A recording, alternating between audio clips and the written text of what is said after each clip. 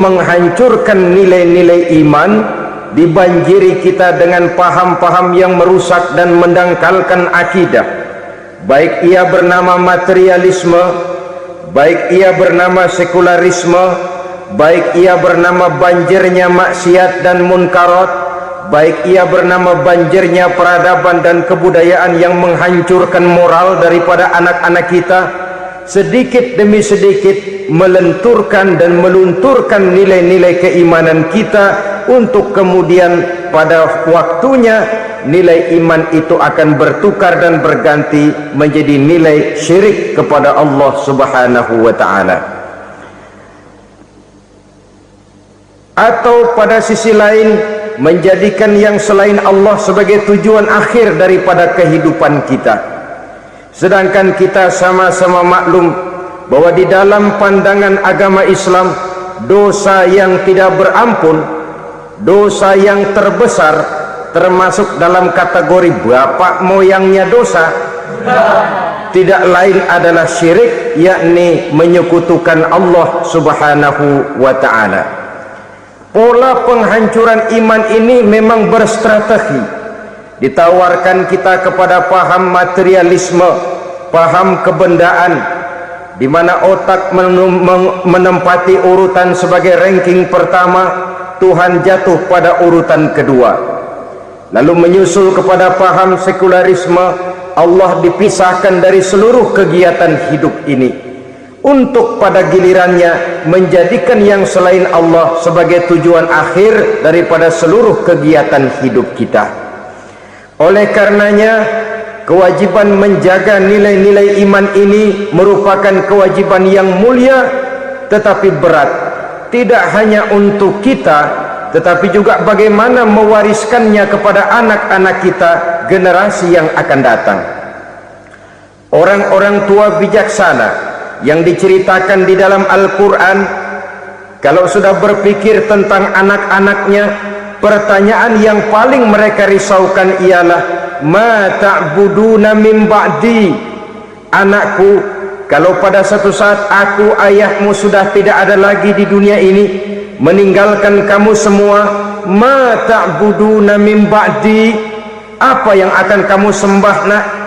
Jikalau sekarang ayahmu masih mau ke masjid, masih mau melakukan rukuk dan sujud, masih beribadah menyembah Allah Subhanahu wa ta'ala, kalau orang tuamu sudah tidak ada, ma ta'buduna min ba'di, masihkah engkau mau datang ke masjid? Masihkah engkau mau rukuk dan sujud? Masihkah engkau mau menyembah Allah Subhanahu wa ta'ala? Pertanyaan ini yang dipikirkan oleh Nabi Yakub kepada putra-putranya. Pertanyaan ini yang diteruskan oleh Nabi Ibrahim kepada anak-anaknya. Pertanyaan ini yang diwariskan oleh generasi ulama salafus saleh kepada para generasi berikutnya. Bagaimana kita generasi sekarang? Kita orang-orang tua sekarang bukan berfikir ma ta'buduna min ba'di, malah yang kita fikirkan ma ta'kuluna min ba'di. Kalau bapak tidak ada nanti kamu makan apa nak? Perkara kamu nyembah apa, urusan nomor 18. Yang penting kamu nanti hidup bisa makan nak. Maka kita sibuk mewariskan harta kepada anak-anak kita, kita sibuk mewariskan kebun dan tanah kepada anak-anak kita, kita sibuk mewariskan pabrik kepada anak-anak kita, sementara kita lupa mewariskan intan yang paling mahal, mewariskan mutiara yang paling berharga, yaitu nilai iman kepada Allah Subhanahu wa ta'ala. Alangkah baiknya apabila warisan harta, warisan tanah dan kebun, warisan rumah dan pabrik didasari lebih dahulu dengan mewariskan nilai iman kepada Allah Subhanahu wa ta'ala. Sebagai orang-orang tua, kita boleh bersedih kalau anak kita tidak mengerti komputer. Kita boleh bersedih kalau anak kita tidak mengerti matematika. Kita boleh bersedih kalau anak kita tidak mengerti bahasa Inggris. Tapi sewajarnya lebih bersedihlah kita orang tua jikalau mempunyai anak yang tidak kenal Allah sebagai Tuhannya, yang kemudian tidak mau rukuk dan sujud kepada Allah Tuhannya. Itulah kemalangan yang paling malang bila kita meninggalkan generasi yang tidak bertauhid kepada Allah Subhanahu wa ta'ala. Betapapun anak kita tidak ngerti komputer, saudara, paling-paling kerugiannya cuma kerugian dunia. Masuk dia ke alam barzakh, munkar nakir tidak akan sempat tanya kau belajar komputer apa tidak. Kumpul dia di padang mahsyar, malaikat juga tidak akan tanya matematikamu nilainya berapa. Yang ditanya, kau kenal Allah, kau rukuk dan sujud kepadanya, kau pernah datang ke masjid. Oleh karena itu, sekali lagi, menjaga nilai iman tidak hanya untuk kita, tetapi juga mewariskannya kepada anak-anak kita, generasi yang akan datang. Sungguh kemalangan yang paling besar apabila kita meninggalkan anak-anak kita. Mereka kita tinggalkan lemah ekonominya, itu tidak baik. Mereka kita tinggalkan lemah otaknya, itu pun akan membuat mereka tertinggal oleh yang lain. Tapi yang paling celaka, jikalau kita tinggalkan mereka dalam kondisi lemah imannya, rapuh akidahnya, tidak baik dan tidak betul keyakinan hidupnya. Oleh karena itu, Nabi berpesan, jauhilah 7 perkara yang merusak. Yang pertama, syirik kepada Allah Subhanahu wa ta'ala, menyekutukan Allah baik dalam ucapan, dalam keyakinan ataupun dalam perbuatan. Ini perkara pertama yang termasuk 7 perusak besar di dalam kehidupan. Kalau sudah jatuh kita ke lembah syirik, bagaimanapun banyak kebaikan yang kita kerjakan, berjiwa sosial, bertangan pemurah, gemar menolong orang lain, kalau memang dasarnya syirik, maka seluruh kebaikan kita akan hancur, tidak akan ada nilainya dalam pandangan Allah Subhanahu wa ta'ala. Dalam pandangan manusia, mungkin kita dicatat sebagai orang sosial, gemar menolong orang lain, tidak berpangku tangan melihat orang yang mendapat kesulitan. Tapi oleh karena dasarnya syirik, dasarnya tidak mentauhidkan Allah, maka seluruh nilai kebaikan yang kita kerjakan tidak akan ada nilainya dalam pandangan Allah Subhanahu wa ta'ala. Maka jagalah iman kita, jangan sampai dihinggapi penyakit syirik yang bagaimana kecilnya sekalipun. Sekali lagi, baik syirik dalam bentuk ucapan, syirik dalam bentuk keyakinan, sampai kepada syirik dalam bentuk perbuatan, kita berhindar kepada sifat-sifat yang sedemikian itu. Karena apa? Dalam satu ayat Quran Allah Subhanahu wa ta'ala menjelaskan, innallaha la yaghfiru ayyushraka bih wa yaghfiru ma duna dzalika liman yasha. Allah tidak akan memberi ampun kepada orang-orang yang menyekutukannya, tapi Allah masih mau memberikan ampun kepada dosa-dosa yang selain itu bagi orang-orang yang dikehendakinya. Dosa selain syirik, apabila kita bertaubat, Allah masih mau mengampuni. Tapi kalau sudah jatuh ke tempat syirik, itu sudah dosa yang tidak berampun. Taubatnya tidak lain melepas syirik, kembali kepada tauhid, berkeyakinan bahwa hanya ada Allah Subhanahu wa ta'ala, Tuhan satu-satunya, yang lam yalid walam yulad walam yakul lahu kufuwan ahad. Tidak beranak, tidak pula diperanakkan, dan tidak satupun yang dapat menyerupai Tuhan Allah Subhanahu wa ta'ala. Saudara-saudara kaum muslimin rahimakumullah, bahwa kita di zaman sekarang memang tidak menyembah berhala, ya. Bahwa kita tidak berterang-terangan mengatakan Tuhan lebih dari satu, memang. Bahwa kita tidak berkeyakinan Tuhan itu punya anak atau diperanakkan, tentu. Tapi dalam perbuatan dan i'tiqad, kita kadang-kadang jatuh tanpa kita sadari ke tempat yang bernama syirik ini. Oleh karenanya, di zaman di mana teknologi makin canggih, di mana kemajuan pembangunan makin menjangkau berbagai aspek kehidupan, diperlukan keseimbangan antara kemajuan fisik material dengan kemajuan mental spiritual. Apabila tidak ada keseimbangan, yang terwujud tentulah kepincangan. yang diawali dengan pincangnya cara kita berpikir sehingga pada akhirnya akan mengarah kepada pincangnya cara kita berbuat dan bertindak di dalam kehidupan kita. Oleh karena itu Nabi berpesan, jauhilah sifat syirik, karena syirik merupakan dosa yang teramat besar. Ini sifat merusak yang pertama. Yang kedua kata Nabi, wasihra, jauhilah sihir. Sihir ini juga termasuk perkara yang merusak kehidupan. Kita semua sama-sama maklum bahwa sihir sebenarnya bukan persoalan baru. Sejak sebelum datang Islam, sihir itu sudah ada. Di zaman Yunani kuno, sihir ada. Di zaman Mesir kuno, di zaman Cina kuno, dan yang lain-lain yang serba kuno, sihir itu sudah ada. Bahkan para nabi pun, para rasul yang diutus oleh Allah Subhanahu wa ta'ala, senantiasa berhadapan dengan ahli-ahli sihir untuk menguji kebenaran dari misi yang mereka bawa. Sihir adalah perbuatan di luar kebiasaan yang bisa dikerjakan oleh ahlinya dengan bantuan jin atau setan. Hukum mempelajari sihir adalah haram, mengamalkannya lebih haram lagi. Sebab itu saudara-saudara, sihir merupakan perbuatan merusak yang harus kita jauhi. Ciri-ciri daripada perbuatan sihir, pertama, ia mengandung tipuan, bayangan khayal. Di zaman Nabi Musa misalnya, orang melihat tambang-tambang itu seperti ular. Nabi Musa melayangkan tongkatnya menjadi ular-ular besar yang memakan ular-ular kecil ciptaan tukang-tukang sihir Fir'aun tadi. Lalu sihir bisa terjadi dengan bantuan jin kafir atau setan.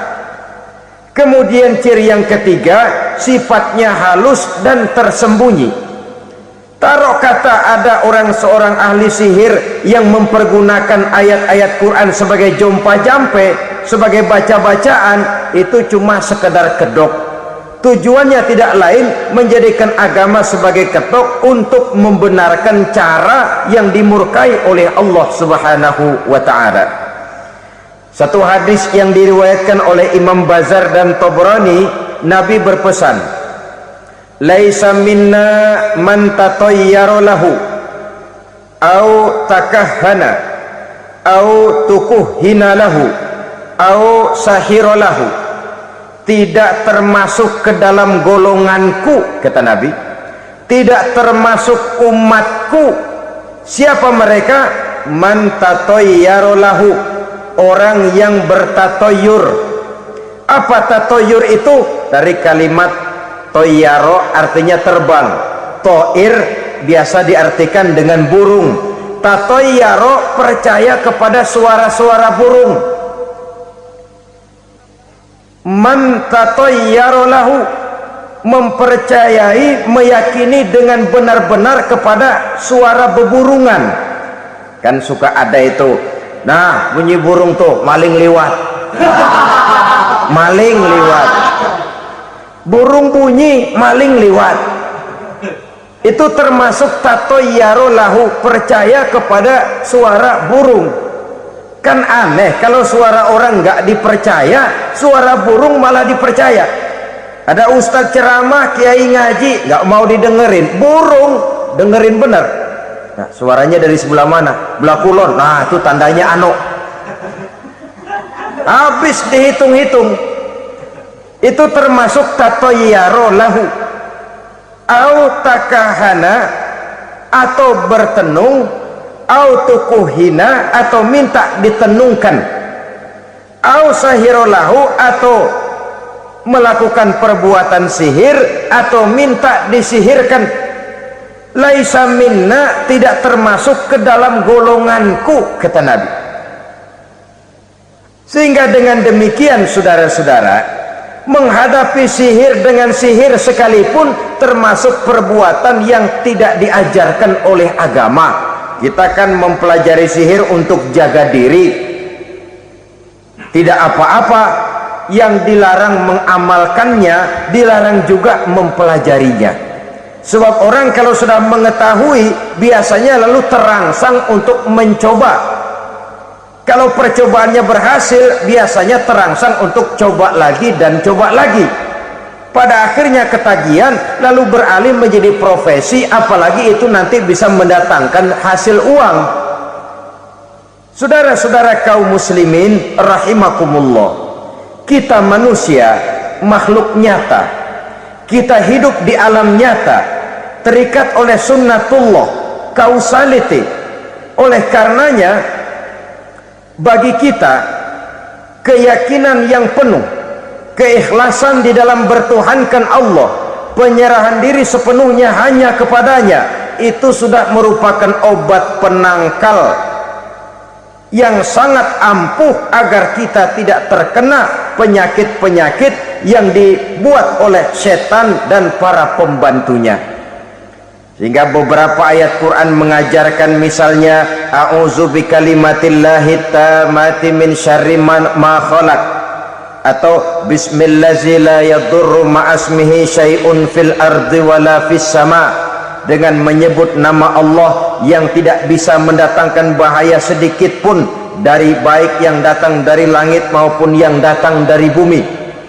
Jiwa yang kosong dari keyakinan yang penuh kepada Allah, jiwa yang penuh was-was dan ragu-ragu, itu yang mudah terserang oleh penyakit-penyakit yang dikerjakan oleh para tukang-tukang sihir, yaitu oleh setan dan seluruh para pembantunya. Kemudian hadis kedua yang diriwayatkan oleh Imam Ibnu Hibban, Nabi bersabda, la yadkhulul jannata mudminu khamrin wala mu'minu bisihrin wala qati'u rahmin.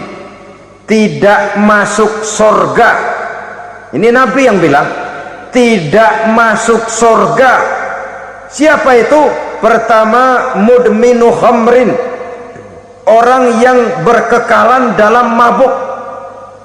Selalu mudminun itu sudah menjadi perbuatan rutinnya, tidak kapok-kapoknya, teler seumur hidup. Mudminu khamrin, tidak masuk surga orang yang selalu bermabuk-mabukan. Yang kedua, wala mu'minu bisihrin, orang mukmin tapi main sihir. Ini juga oleh Nabi diperingatkan, tidak akan masuk surga orang mukmin tapi suka main sihir. Wala qati'u rahmin, dan tidak juga orang yang memutuskan silaturahmi. Tiga macam manusia yang diperingatkan Nabi tidak akan masuk surga: orang yang selalu mabuk, orang mukmin yang main sihir, dan orang yang memutuskan silaturahmi. Saudara-saudara kaum muslimin rahimakumullah, lalu orang berkata, kenapa dilarang kita bersihir padahal Rasul sendiri kan punya mukjizat? Nah, kita memang harus membedakan antara mukjizat dengan sihir. Dalam kehidupan agama kita kenal ada yang namanya mukjizat, ada yang namanya karomah atau keramat biasa diucapkan, ada yang namanya maunah, ada yang namanya irhas, ada juga yang namanya sihir. Kesemuanya ini berbeda, saudara-saudara. Yang dinamakan mukjizat itu khusus untuk para rasul saja. Satu kejadian luar biasa yang terjadi dilakukan oleh Rasul atas izin dari Allah Subhanahu wa ta'ala. Perbedaannya dengan sihir jelas, sihir dari setan, mukjizat dari Allah. Sihir bisa dipelajari, mukjizat tidak. Sihir umumnya untuk maksud-maksud yang tidak baik, sedangkan mukjizat untuk memperkuat kebenaran yang disampaikan oleh para rasul dan ditentang oleh umatnya. Bahkan kafir Quraisy dahulu menganggap orang-orang ahli sihir itu berada dalam satu posisi yang hina. sehingga mereka mengatakan dan menuduh Nabi Muhammad sebagai tukang sihir. Tuduhan sebagai tukang sihir adalah tuduhan yang sangat aib dan hina. Di tengah masyarakat kufar jahiliyah, kedudukan tukang sihir dipandang sebagai kedudukan yang hina, sehingga mereka mengejek Nabi dengan sebutan tukang sihir. Jadi mukjizat hanya untuk Rasul saja.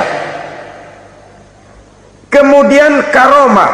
Karomah ini asal kata dari karoma, kehormatan, kemuliaan yang diberikan Allah kepada hamba-hambanya yang rajin mendekatkan diri kepadanya. Oleh karena ketekunannya melaksanakan ibadah, Allah memberikan keistimewaan kepada orang itu, yang dengan keistimewaannya dia bisa mengerjakan yang tidak bisa dikerjakan oleh orang lain. Karomah hanya bisa dicapai dengan prestasi ibadah.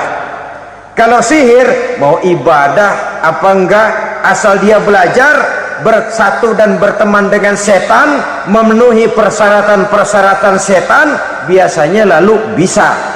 Sedangkan karomah tidak mungkin terwujud tanpa orang mendekatkan diri sedekat-dekatnya kepada Allah Subhanahu wa ta'ala. Maka kita lihat biasanya orang-orang yang punya ilmu sihir, mukanya rata-rata nggak enak dilihat, kumuh, jauh dari air wudhu, jauh dari sujud kepada Allah, malah berteman dengan setan, menjadi pelayan-pelayannya setan. Saudara-saudara, adapun maunah, keistimewaan yang diberikan Allah kepada hamba-hambanya yang belum sampai kepada tingkat wali, tapi orang itu lebih banyak kebaikannya daripada kesalahannya. Umpamanya, saudara jalan bertiga di pinggir jalan, saudara ada pada posisi di tengah, lalu bertiga ini ketabrak mobil. Menurut perhitungan saudara mati lebih dahulu, tapi terjadi hal yang aneh, dua teman saudara mati, saudara malah cuma luka dan lecet sedikit saja. Apa itu? Kalau kita lebih banyak kebaikannya daripada kesalahannya, itu yang dinamakan maunah, pertolongan yang diberikan Allah kepada hamba-hambanya yang lebih banyak kebaikannya daripada kesalahannya. Sedangkan yang dinamakan irhas, kejadian luar biasa pada diri seseorang pada waktu dia masih kecil, yang menunjukkan tanda-tanda keistimewaannya. Itu umumnya pada para nabi pada usia kecilnya sudah ada irhas, tanda-tanda istimewa. Jelas baik mukjizat, karomah, maunah maupun irhas berbeda dengan sihir.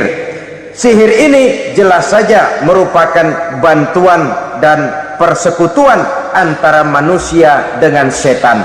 Padahal setan, kata Allah dalam Al-Quran, innahu lakum aduwwum mubin, sesungguhnya setan bagi kamu adalah musuh yang sangat jelas. Saudara-saudara kaum muslimin rahimakumullah, di zaman sekarang dalam menghadapi beban kehidupan yang makin pelik, menghadapi stres yang tidak kunjung selesai, menghadapi persoalan-persoalan yang teramat berat, orang sering mencari jalan keluar kepada hal-hal yang menurut pendapatnya bisa meringankan beban moralnya itu. Pergilah dia mencari sesuatu yang dapat meringankan bebannya, dan tidak jarang yang jatuh ke pangkuan tukang-tukang tenung, ke pangkuan tukang-tukang sihir, yang mereka itu oleh Quran dijelaskan kadzabal munajjimun walau sodaku. Tukang-tukang tenung, tukang-tukang sihir, mereka itu bohong walaupun benar. Maksudnya bohong walaupun benar, artinya kalau yang mereka kerjakan benar, itu sih kebenaran. Benar dengan kebenaran itu lain. Kebenaran, kebetulan bisa, tapi tidak untuk selalu. Apalagi kalau itu sudah membahayakan kehidupan orang lain. Jadi oleh karena itu Nabi berpesan, jauhilah daripada sihir. Kalau sudah jauhilah dari sihir, artinya ya jauhilah daripada mempelajarinya, jauhilah daripada bergaul dengan orang-orang yang ahli di bidang itu, karena dari pergaulan segalanya bisa menular. Baiklah saudara, ini yang kedua. Yang ketiga pesan Nabi, wa qatlan nafsil lati haramallahu illa bil haq, membunuh orang lain dengan cara yang tidak benar, membunuh orang yang diharamkan oleh Allah Subhanahu wa taala untuk melakukannya kecuali dengan alasan yang benar. Kita tahu Islam adalah agama damai, sesuai dengan namanya. Ia tidak dikembangkan dengan pedang dan kekerasan. Ia dikembangkan dengan keteladanan dan tuntunan moral. Oleh karena Islam bukan agama kekerasan, Islam pun tidak mementingkan dan mengajarkan kekerasan kecuali dengan alasan yang benar dan bisa dipertanggungjawabkan. Membunuh dengan sengaja, menghilangkan nyawa orang lain tanpa alasan yang bisa dibenarkan adalah merupakan dosa besar dan satu di antara 7 perkara yang bisa mendatangkan kerusakan dalam kehidupan dan yang hendaknya harus kita jauhi.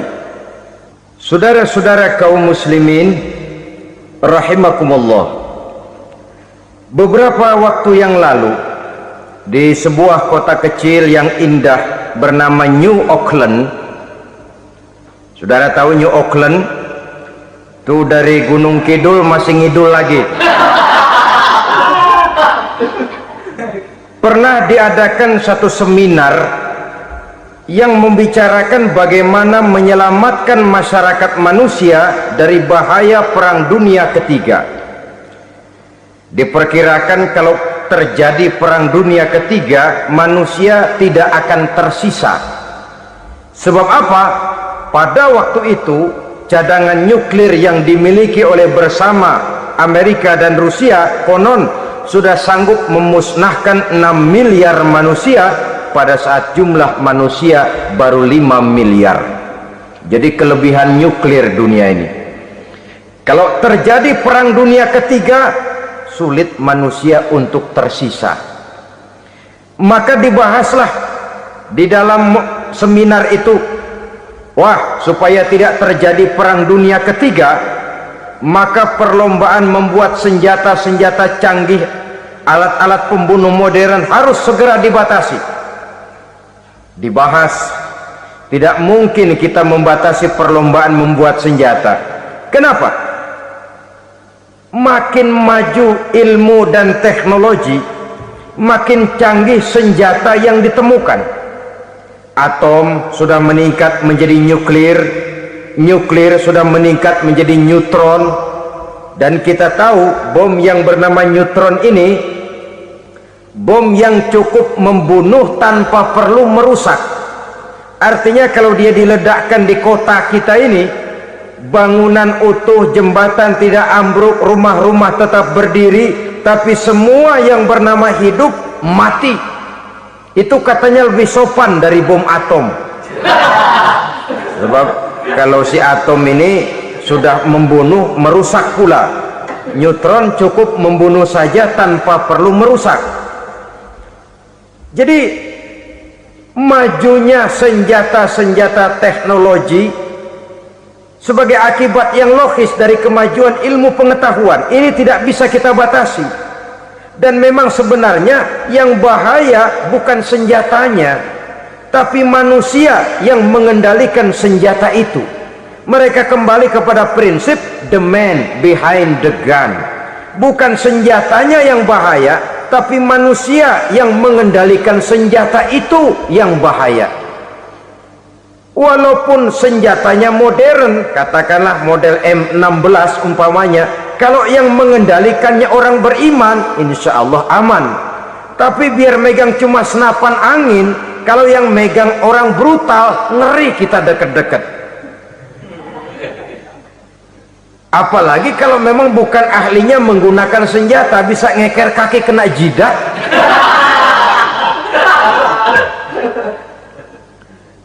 mereka kembali kepada prinsip lama yang tetap baru, bukan senjatanya yang harus dibatasi, manusia yang mengendalikan senjata itu yang perlu dibicarakan. Nah, kalau begitu, agar manusia tidak mempergunakan senjata sewenang-wenang, apa yang harus kita lakukan? Ya, manusianya harus bermoral. Ya, tapi moral yang mana? Di dunia ini banyak ajaran tentang moral. Itu pun mudah saja. Di sini kan kita undang saja ahli dari berbagai agama untuk membicarakan konsep perdamaian menurut agamanya masing-masing. Baik, setuju itu? Setuju. Maka tampillah para ahli agama, mereka kembali kepada prinsip moral daripada konsep yang terkandung di dalam ajaran agama untuk menegakkan perdamaian. Mula-mula naiklah ahli dari agama Hindu, dibacakan konsep perdamaian menurut ajaran agama Hindu, bahwa untuk damai manusia harus meninggalkan nafsu keduniaannya, menempuh samsara dan sebagainya untuk mencapai nirwana, menjauhi kemegahan dan kemewahan dunia. Ini lalu dibahas, rasanya juga tidak mungkin ini. Kemudian dari agama Nasrani, bahwa untuk damai manusia harus menciptakan sifat kasih sayang. Kalau ditampar pipi kiri, berikan pipi yang kanan. Kalau diberikan selendang, berikan baju. Nanti orang kasihan, lalu dia tidak akan nampar lagi. Ketika ini dibahas, ternyata rasanya pun tidak mungkin bisa diterima. Karena apa? Di zaman sekarang orang ditampar pipi kiri, dikasih pipi kanan. Bukan kasihan, gemes. Damai belum tentu, bonyok udah jelas. Lalu ketika dibacakan konsep perdamaian menurut Quran, di mana disampaikan ayat wa jazaa'u sayyi'atin sayyi'atun misluha faman afa wa aslaha fa ajruhu 'ala Allah, balasan terhadap satu kejahatan adalah kejahatan yang seimbang, tetapi barang siapa yang memberi maaf dan mencari jalan damai, itulah yang terbaik dan akan mendapat pahala dari Allah Subhanahu wa ta'ala. Kamu tidak salah ditampar pipi kirimu, tampar lagi pipi kirinya sekeras dia menampar pipi kirimu. Nanti orang tidak mau menampar kita karena dia tahu kalau dia tampar kita, dia akan menderita tamparan sekeras dia menampar kita. Akan terjadilah prinsip saling hormat menghormati, tidak saling ganggu, tidak saling usil, tidak saling jahil. Atas dasar ini perdamaian bisa ditegakkan. Mereka bisa menerima konsep ini, tapi kemudian seminar ditutup tanpa satu keputusan resmi. Kenapa? Terus terang mereka kagum dengan konsep Islam, tapi sentimen lama terhadap nilai-nilai Islam telah menutup mata mereka untuk menerima kebenaran dari ajaran Al-Quranul Karim. Saudara-saudara kaum muslimin rahimakumullah, kembali kita kepada persoalan pokok. Roh adalah dari Allah, dia akan kembali kepada Allah, milik mutlak dari Allah. Tidak pantas kita merampasnya dari orang lain. Tidak wajar kita menghilangkannya tanpa alasan yang dibenarkan oleh agama. Di zaman sekarang, akibat persaingan hidup yang makin tajam, lapangan kerja yang makin sulit, tensi ekonomi yang makin tinggi, atau karena nilai moral yang makin rendah, atau juga karena rapuhnya pegangan orang kepada agama, nyawa rasanya sudah sedemikian murahnya. Berbagai kasus membuat berdiri bulu roma kita. Ada mayit, ada manusia dipotong 6, dicincang macam kambing. Ada yang dipotong 5, ada yang dipotong 13, dikardusin, dibuang ke tempat sampah. Inna lillahi wa inna ilaihi raji'un. Gejala apa ini? Kanibalisme. Manusia sudah demikian sadisnya, manusia sudah sedemikian buasnya, sehingga sesama manusia diperlakukan seperti hewan. Padahal hewan sendiri belum pernah macan makan macan, bagaimanapun buasnya macan. Belum pernah serigala memakan serigala, bagaimanapun brutalnya serigala. Tetapi manusia makan manusia di zaman sekarang kadang jadi kenyataan dalam kehidupan kita. Kadang persoalannya remeh saja. Soal uang 200 perak, pisau bicara, nyawa melayang. Soal rokok sebatang, celurit bicara, nyawa melayang. Soal-soal yang sama sekali tidak prinsip, begitu mudah kita menghilangkan nyawa orang lain. Padahal Nabi pernah memperingatkan, apabila dua orang muslim sudah berkelahi dan berbunuh-bunuhan, al-qatil wal maktul finnar, yang membunuh dan yang terbunuh dua-duanya neraka. Sahabat heran, ya Rasul, kalau yang terbunuh, kalau yang membunuh masuk neraka itu sih wajar, tapi yang terbunuh kenapa neraka juga? Beliau menjawab, dua-duanya sudah punya niat untuk saling membunuh. Niatnya itu yang diponten. Yang terbunuh cuman lagi apes aja, keduluan dia. Umpama tidak terbunuh, pasti dia yang akan membunuh. Oleh karenanya al-qatil wal maktul, yang membunuh dan yang dibunuh finnar, dua-duanya masuk ke dalam neraka.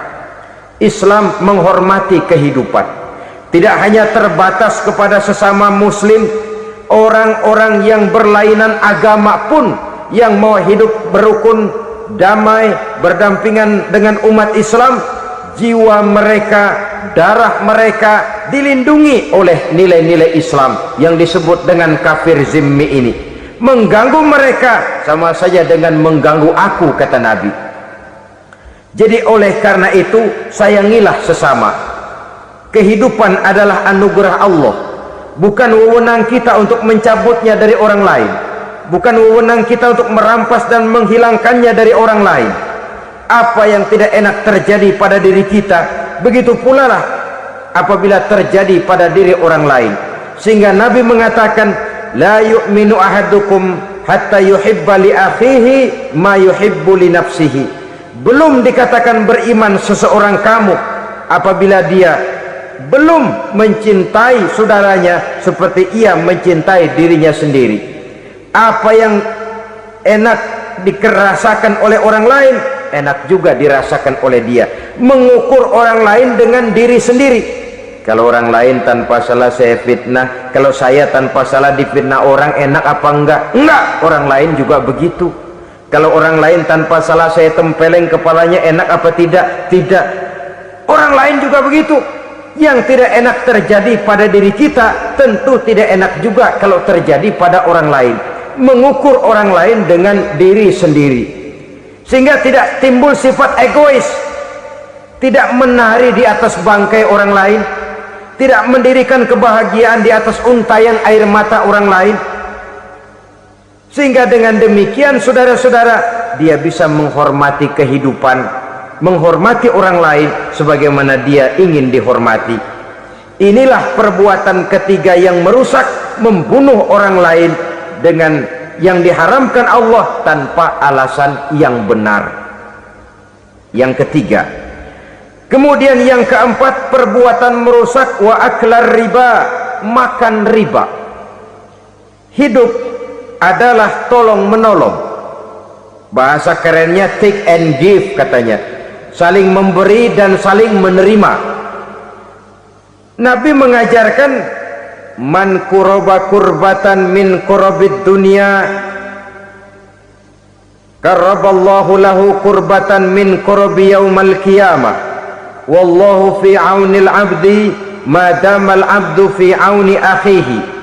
Siapa yang meringankan beban dari beban-beban yang diderita seseorang di dalam kehidupan dunia, Allah akan meringankan bebannya daripada beban-beban yang harus dipikulnya di hari kiamat nanti. Wallahu fi aunil abdi madamal abdu fi auni akhihi. Allah senantiasa akan menolong seorang hamba selama hamba itu masih mau menolong saudaranya. Allah selalu akan menolong seorang hamba selama hamba itu masih mau menolong saudaranya. Apabila kita sudah berpangku tangan terhadap kesulitan orang lain, biasanya pun pada saat kita mendapat kesulitan, kita akan sulit juga memperoleh pertolongan. Nah, riba alias renten, kedoknya adalah menolong orang, tapi sama juga bulu buntutnya dilepas, palanya dicekek. Menolong orang pada akhirnya menjadi beban bagi seseorang, dan memang mencari orang-orang yang berada dalam posisi kesulitan. Biasanya di daerah-daerah di mana musim paceklik, jadi lapangan kerja sulit, sedangkan urusan perut tidak bisa ditunda, akhirnya orang terjebak ke dalam rentenir, ke dalam riba, ke dalam renten, bunga berbunga, sehingga satu saat jumlah bunganya bisa lebih besar dari jumlah pinjaman pokoknya. Kemudian kalau juga ternyata tidak bisa dibayar, rumah jadi taruhan. Memang rumah satu-satunya, begitu rumah ditarik mulain camping. Bukankah pada akhirnya akan mewariskan kesengsaraan? Oleh karena itu, kepada kita berusahalah jangan berhubungan dengan rentenir, jangan makan renten dan riba. Kepada mereka yang melaksanakan riba, walaupun mendatangkan keuntungan materi, tapi percayalah, harta yang didapat dengan jalan riba tidak akan membawa keberkahan. Manakala tidak membawa keberkahan, dia tidak akan mendatangkan ketenangan di dalam kehidupan kita. Oleh karenanya, memakan harta riba termasuk perbuatan yang merusak sendi-sendi kehidupan sosial, merusak kehidupan orang lain, merusak kehidupan masyarakat, tetangga, pergaulan, dan sebagainya. Yang kelima, wa akla malil yatim, memakan harta anak yatim dengan cara yang zalim. Nih, memang lezat. Anak yatim itu nggak tahu urusan apa-apa, kita diamanahkan untuk mengurusinya. Kadang-kadang dibentuklah panitia penyantunan yatim piatu, yatimnya mah tetap kelaparan, panitianya yang pada gendut.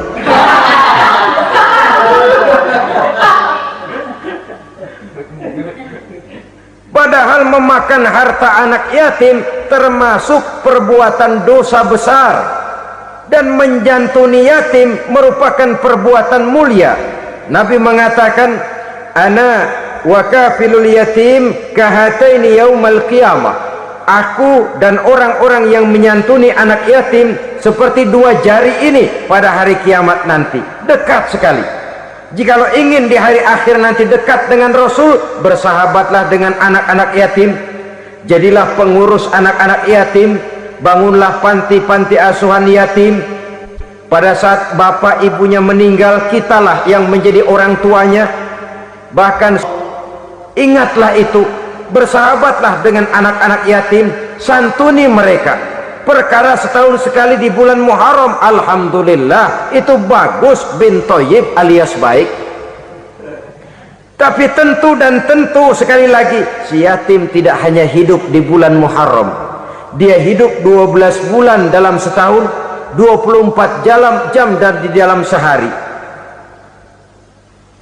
Oleh karenanya, menyia-nyiakan mereka pada saat posisi kita memang mampu akan memojokkan kita dalam satu posisi di mana kita dianggap sebagai orang yang mendustakan agama, memakan harta anak yatim dengan cara yang zalim.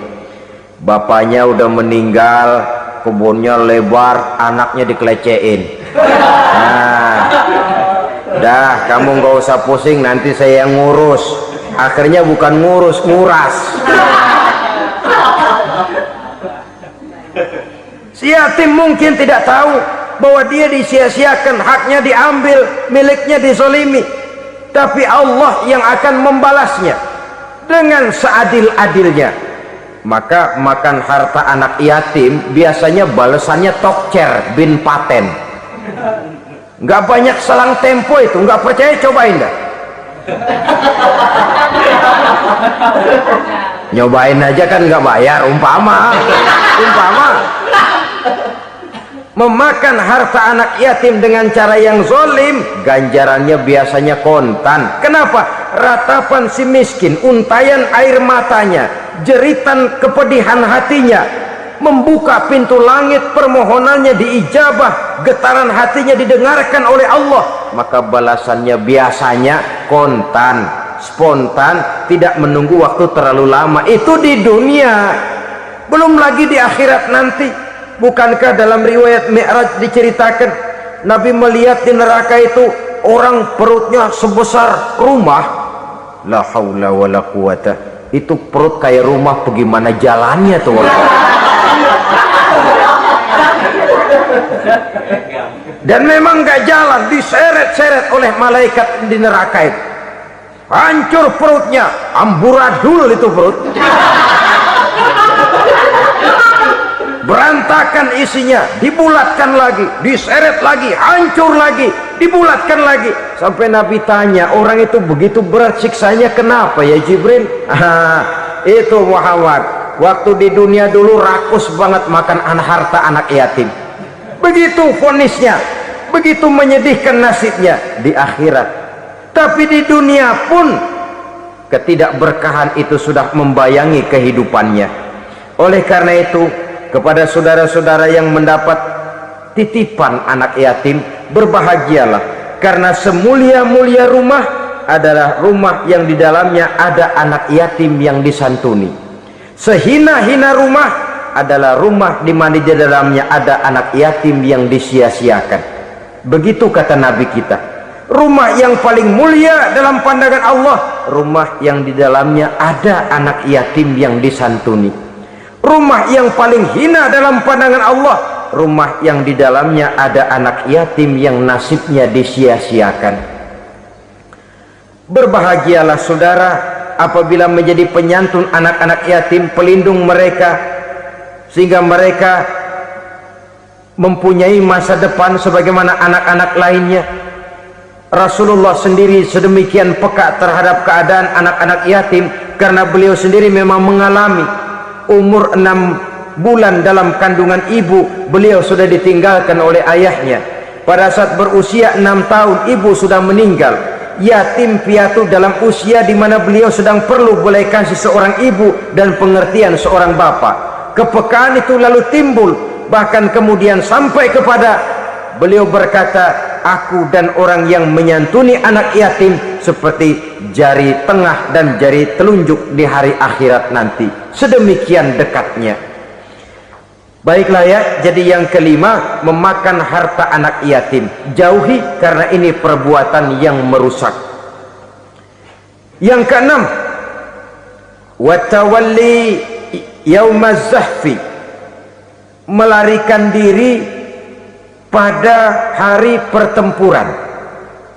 Apa ini? Khianat, tidak konsekuen dengan konsep perjuangan. Pada mulanya keras benar teriak berantas korupsi, ganyang korupsi, cuma karena belum dapat giliran. Begitu dia naik dapat kesempatan, korupsinya lebih edan dari yang diteriakinya. Ini termasuk tawalli yaumaz zahfi, berpaling pada hari peperangan. Di saat menghadapi musuh, kalau belum kelihatan musuh, teriaknya nyaring bener, jangan takut demi kebenaran sampai titik darah yang paling penghabisan. Musuh belum kelihatan. Begitu musuh sudah kelihatan, paling dulu lari ke belakang. Kalau diajak berjuang ada saja alasannya. Sehingga Quran memberikan peringatan kepada kita semua. Mengapa kamu ini berat? Kalau sudah diajak berjuang di jalan Allah, kakimu seperti terhunjam berakar di perut bumi. Berat untuk melangkah berjuang. Lari dari pertempuran tidak konsekuen dengan konsepsi perjuangan. Mau enaknya saja dalam kondisi yang sulit lalu berpangku tangan. Ini termasuk ciri munafik yang di dalam Al-Quran disindir dengan bahasa kullama adha'a lahum masyaufi wa iza azlama alaihim qamu. Waktu terang mereka jalan, giliran gelap mereka mandek. Artinya, maksudnya kalau giliran ada untungnya aja rame-rame teriak Islam, tapi begitu diminta berjuang, dituntut berkorban, rame-rame mundur. Waktu dilihat di Islam ada untungnya, rame-rame teriak Islam. Pak, saya Islam banget, Pak. KTP saya Islam, Pak. Pokoknya Islam banget dah. Tapi ketika diminta berjuang, dituntut sedikit berkorban, rame-rame mengundurkan diri. Tahun 65 PKI berontak. Waduh, waktu itu jadi orang Islam untung itu. Nggak dikejar-kejar, aman. Masjid rame, masjid, mobil-mobil mewah parkir di depan musola dan masjid. Kenapa? Waktu itu asal udah ke masjid aman. Islam selamat, untung. Tapi begitu keadaan aman, yang parkir di musola beda butut melulu.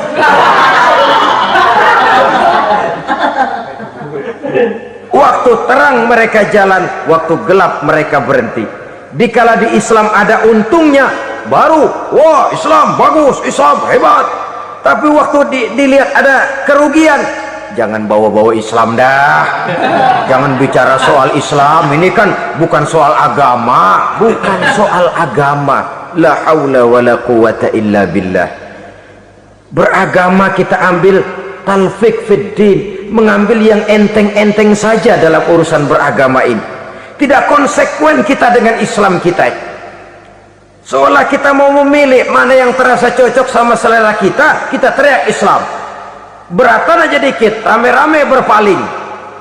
Itu termasuk tawalli yaumaz zahfi, para pengkhianat, mental-mental hipokrit yang tidak mau konsekuen menghadapi segala bahaya.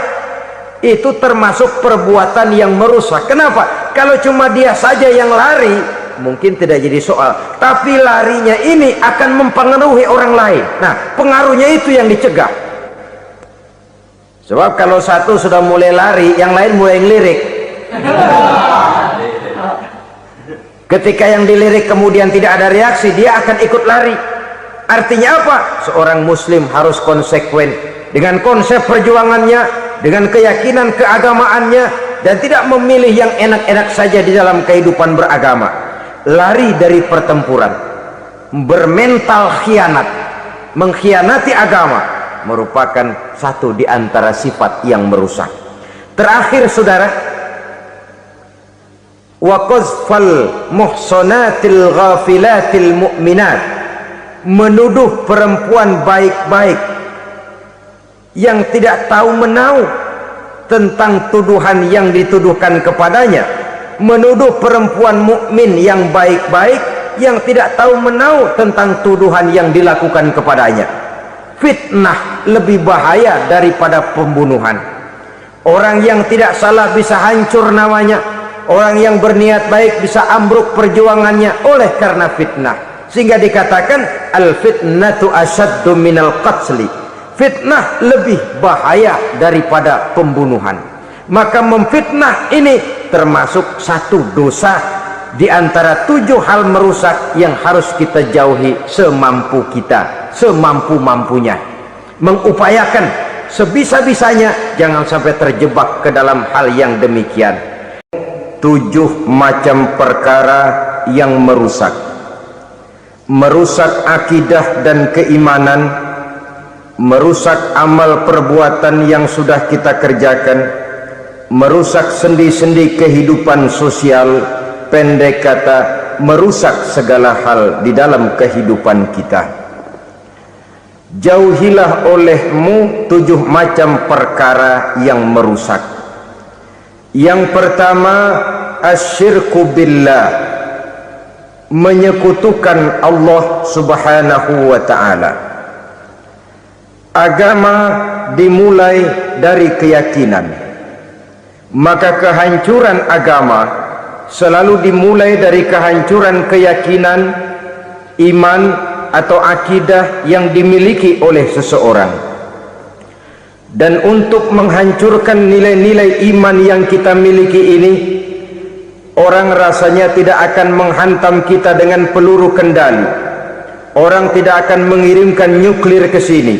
Orang tidak juga akan mengirimkan satuan militernya ke sini untuk menghancurkan nilai-nilai iman, dibanjiri kita dengan paham-paham yang merusak dan mendangkalkan akidah, baik ia bernama materialisme, baik ia bernama sekularisme, baik ia bernama banjirnya maksiat dan munkarat, baik ia bernama banjirnya peradaban dan kebudayaan yang menghancurkan moral daripada anak-anak kita, sedikit demi sedikit melenturkan dan melunturkan nilai-nilai keimanan kita, untuk kemudian pada waktunya nilai iman itu akan bertukar dan berganti menjadi nilai syirik kepada Allah Subhanahu wa ta'ala. Atau pada sisi lain menjadikan yang selain Allah sebagai tujuan akhir daripada kehidupan kita. Sedangkan kita sama-sama maklum bahwa di dalam pandangan agama Islam, dosa yang tidak berampun, dosa yang terbesar, termasuk dalam kategori bapak moyangnya dosa, tidak lain adalah syirik, yakni menyekutukan Allah Subhanahu wa ta'ala. Pola penghancuran iman ini memang berstrategi. Ditawarkan kita kepada paham materialisme, paham kebendaan, di mana otak menempati urutan sebagai ranking pertama, Tuhan jatuh pada urutan kedua. Lalu menyusul kepada paham sekularisme, Allah dipisahkan dari seluruh kegiatan hidup ini, untuk pada gilirannya menjadikan yang selain Allah sebagai tujuan akhir daripada seluruh kegiatan hidup kita. Oleh karenanya, kewajiban menjaga nilai-nilai iman ini merupakan kewajiban yang mulia tetapi berat, tidak hanya untuk kita, tetapi juga bagaimana mewariskannya kepada anak-anak kita, generasi yang akan datang. Orang-orang tua bijaksana yang diceritakan di dalam Al-Quran, kalau sudah berpikir tentang anak-anaknya, pertanyaan yang paling mereka risaukan ialah, ma ta'buduna min ba'di. Anakku, kalau pada satu saat aku, ayahmu sudah tidak ada lagi di dunia ini, meninggalkan kamu semua, ma ta'buduna min ba'di, apa yang akan kamu sembah nak? Jikalau sekarang ayahmu masih mau ke masjid, masih mau melakukan rukuk dan sujud, masih beribadah menyembah Allah Subhanahu wa ta'ala, kalau orang tuamu sudah tidak ada, ma ta'buduna min ba'di, masihkah engkau mau datang ke masjid? Masihkah engkau mau rukuk dan sujud? Masihkah engkau mau menyembah Allah Subhanahu wa ta'ala? Pertanyaan ini yang dipikirkan oleh Nabi Yakub kepada putra-putranya. Pertanyaan ini yang diteruskan oleh Nabi Ibrahim kepada anak-anaknya. Pertanyaan ini yang diwariskan oleh generasi ulama salafus saleh kepada para generasi berikutnya. Bagaimana kita generasi sekarang? Kita orang-orang tua sekarang bukan berfikir ma ta'buduna min ba'di, malah yang kita fikirkan ma ta'kuluna min ba'di. Kalau bapak tidak ada nanti kamu makan apa nak? Perkara kamu nyembah apa, urusan nomor 18. Yang penting kamu nanti hidup bisa makan nak. Maka kita sibuk mewariskan harta kepada anak-anak kita, kita sibuk mewariskan kebun dan tanah kepada anak-anak kita, kita sibuk mewariskan pabrik kepada anak-anak kita, sementara kita lupa mewariskan intan yang paling mahal, mewariskan mutiara yang paling berharga, yaitu nilai iman kepada Allah Subhanahu wa ta'ala. Alangkah baiknya apabila warisan harta, warisan tanah dan kebun, warisan rumah dan pabrik didasari lebih dahulu dengan mewariskan nilai iman kepada Allah Subhanahu wa ta'ala. Sebagai orang-orang tua, kita boleh bersedih kalau anak kita tidak mengerti komputer. Kita boleh bersedih kalau anak kita tidak mengerti matematika. Kita boleh bersedih kalau anak kita tidak mengerti bahasa Inggris. Tapi sewajarnya lebih bersedihlah kita orang tua jikalau mempunyai anak yang tidak kenal Allah sebagai Tuhannya, yang kemudian tidak mau rukuk dan sujud kepada Allah Tuhannya. Itulah kemalangan yang paling malang bila kita meninggalkan generasi yang tidak bertauhid kepada Allah Subhanahu wa ta'ala. Betapapun anak kita tidak ngerti komputer, saudara, paling-paling kerugiannya cuma kerugian dunia. Masuk dia ke alam barzakh, munkar nakir tidak akan sempat tanya kau belajar komputer apa tidak. Kumpul dia di padang mahsyar, malaikat juga tidak akan tanya matematikamu nilainya berapa. Yang ditanya, kau kenal Allah, kau rukuk dan sujud kepadanya, kau pernah datang ke masjid. Oleh karena itu, sekali lagi, menjaga nilai iman tidak hanya untuk kita, tetapi juga mewariskannya kepada anak-anak kita, generasi yang akan datang. Sungguh kemalangan yang paling besar apabila kita meninggalkan anak-anak kita. Mereka kita tinggalkan lemah ekonominya, itu tidak baik. Mereka kita tinggalkan lemah otaknya, itu pun akan membuat mereka tertinggal oleh yang lain. Tapi yang paling celaka, jikalau kita tinggalkan mereka dalam kondisi lemah imannya, rapuh akidahnya, tidak baik dan tidak betul keyakinan hidupnya. Oleh karena itu, Nabi berpesan, jauhilah 7 perkara yang merusak. Yang pertama, syirik kepada Allah subhanahu wa ta'ala, menyekutukan Allah baik dalam ucapan, dalam keyakinan ataupun dalam perbuatan. Ini perkara pertama yang termasuk 7 perusak besar di dalam kehidupan. Kalau sudah jatuh kita ke lembah syirik, bagaimanapun banyak kebaikan yang kita kerjakan, berjiwa sosial, bertangan pemurah, gemar menolong orang lain, kalau memang dasarnya syirik, maka seluruh kebaikan kita akan hancur, tidak akan ada nilainya dalam pandangan Allah subhanahu wa ta'ala. Dalam pandangan manusia, mungkin kita dicatat sebagai orang sosial, gemar menolong orang lain, tidak berpangku tangan melihat orang yang mendapat kesulitan. Tapi oleh karena dasarnya syirik, dasarnya tidak mentauhidkan Allah, maka seluruh nilai kebaikan yang kita kerjakan tidak akan ada nilainya dalam pandangan Allah subhanahu wa ta'ala. Maka jagalah iman kita, jangan sampai dihinggapi penyakit syirik yang bagaimana kecilnya sekalipun.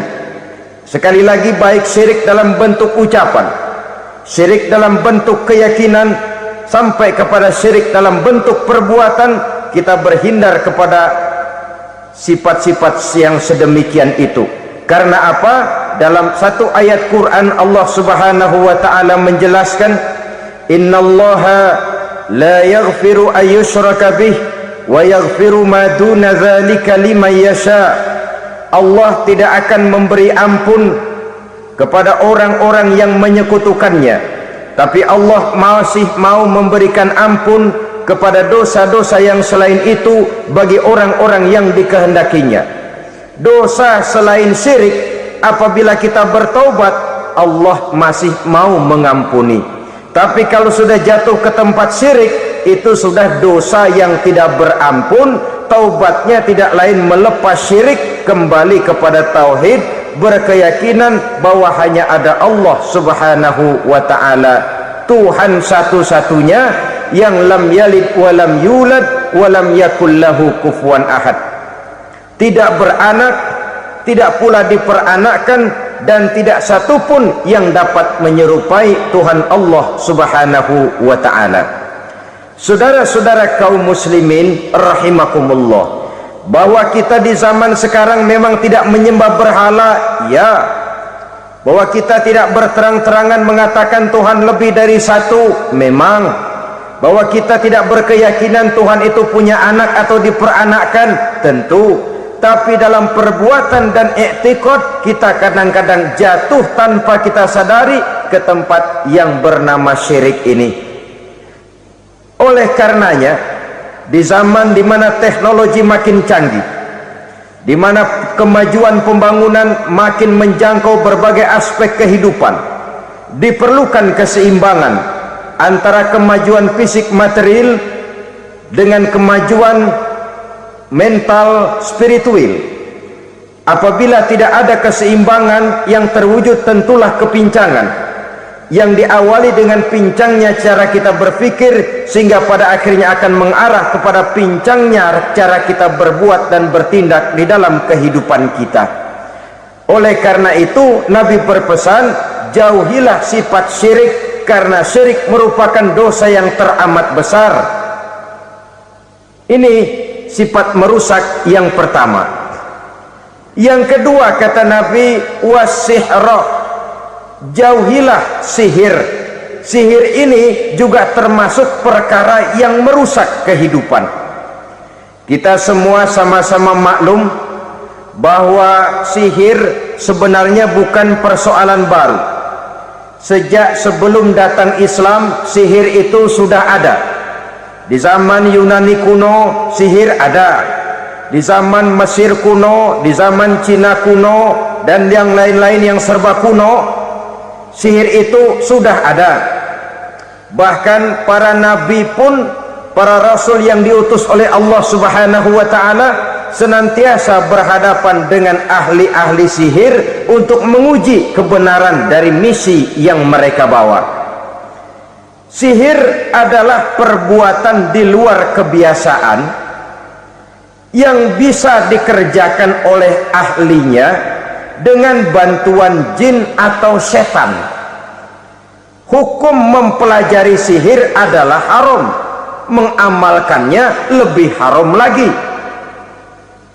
Sebab itu saudara-saudara, sihir merupakan perbuatan merusak yang harus kita jauhi. Ciri-ciri daripada perbuatan sihir, pertama, ia mengandung tipuan, bayangan khayal. Di zaman Nabi Musa misalnya, orang melihat tambang-tambang itu seperti ular. Nabi Musa melayangkan tongkatnya menjadi ular-ular besar yang memakan ular-ular kecil ciptaan tukang-tukang sihir Fir'aun tadi. Lalu sihir bisa terjadi dengan bantuan jin kafir atau setan. Kemudian ciri yang ketiga, sifatnya halus dan tersembunyi. Taruh kata ada seorang ahli sihir yang mempergunakan ayat-ayat Quran sebagai jompa-jampe, sebagai baca-bacaan, itu cuma sekedar kedok. Tujuannya tidak lain menjadikan agama sebagai ketok untuk membenarkan cara yang dimurkai oleh Allah Subhanahu wa ta'ala. Satu hadis yang diriwayatkan oleh Imam Bazar dan Tabrani, Nabi berpesan, laisa minna man tatayyara lahu au takahhana au tukuhhina lahu au sahira lahu. Tidak termasuk ke dalam golonganku, kata Nabi, tidak termasuk umatku. Siapa mereka? Man tatayyara lahu, orang yang bertatoyur. Apa tatoyur itu? Dari kalimat toyaro, artinya terbang. Toir biasa diartikan dengan burung. Tatoyaro percaya kepada suara-suara burung. Man tatoyaro lahu, mempercayai, meyakini dengan benar-benar kepada suara beburungan. Kan suka ada itu, nah bunyi burung tuh, maling liwat. Maling liwat, burung bunyi, maling liwat. Itu termasuk tatoyaro lahu, percaya kepada suara burung. Kan aneh kalau suara orang nggak dipercaya, suara burung malah dipercaya. Ada ustadz ceramah, kiai ngaji, nggak mau didengerin, burung dengerin bener. Nah, suaranya dari sebelah mana? Belah kulon. Nah, itu tandanya anu. Habis dihitung-hitung. Itu termasuk tatoyaro lahu. Au takahana, atau bertenung, au tukuhina, atau minta ditenungkan, au sahiro lahu, atau melakukan perbuatan sihir, atau minta disihirkan. Laisa minna, tidak termasuk ke dalam golonganku, kata Nabi. Sehingga dengan demikian saudara-saudara, menghadapi sihir dengan sihir sekalipun termasuk perbuatan yang tidak diajarkan oleh agama. Kita kan mempelajari sihir untuk jaga diri, tidak apa-apa. Yang dilarang mengamalkannya, dilarang juga mempelajarinya. Sebab orang kalau sudah mengetahui, biasanya lalu terangsang untuk mencoba. Kalau percobaannya berhasil, biasanya terangsang untuk coba lagi dan coba lagi. Pada akhirnya ketagihan, lalu beralih menjadi profesi, apalagi itu nanti bisa mendatangkan hasil uang. Saudara-saudara kaum muslimin rahimakumullah, kita manusia makhluk nyata, kita hidup di alam nyata, terikat oleh sunnatullah, causality. Oleh karenanya bagi kita keyakinan yang penuh, keikhlasan di dalam bertuhankan Allah, penyerahan diri sepenuhnya hanya kepadanya, itu sudah merupakan obat penangkal yang sangat ampuh agar kita tidak terkena penyakit-penyakit yang dibuat oleh setan dan para pembantunya. Sehingga beberapa ayat Quran mengajarkan, misalnya a'udzu bikalimatillahi tammati min syarri ma khalaq, atau bismillazi la yadurru ma'asmihi syai'un fil ardi wala fis sama, dengan menyebut nama Allah yang tidak bisa mendatangkan bahaya sedikit pun, dari baik yang datang dari langit maupun yang datang dari bumi. Jiwa yang kosong dari keyakinan yang penuh kepada Allah, jiwa yang penuh was-was dan ragu-ragu, itu yang mudah terserang oleh penyakit-penyakit yang dikerjakan oleh para tukang-tukang sihir, yaitu oleh setan dan seluruh para pembantunya. Kemudian hadis kedua yang diriwayatkan oleh Imam Ibnu Hibban, Nabi bersabda, la yadkhulul jannata mudminu khamrin wala mu'minu bisihrin wala qati'u rahmin. Tidak masuk surga, ini Nabi yang bilang, tidak masuk surga. Siapa itu? Pertama, mudminu khamrin, orang yang berkekalan dalam mabuk. Selalu mudminun itu sudah menjadi perbuatan rutinnya, tidak kapok-kapoknya, teler seumur hidup. Mudminu khamrin, tidak masuk surga orang yang selalu bermabuk-mabukan. Yang kedua, wala mu'minu bisihrin, orang mukmin tapi main sihir.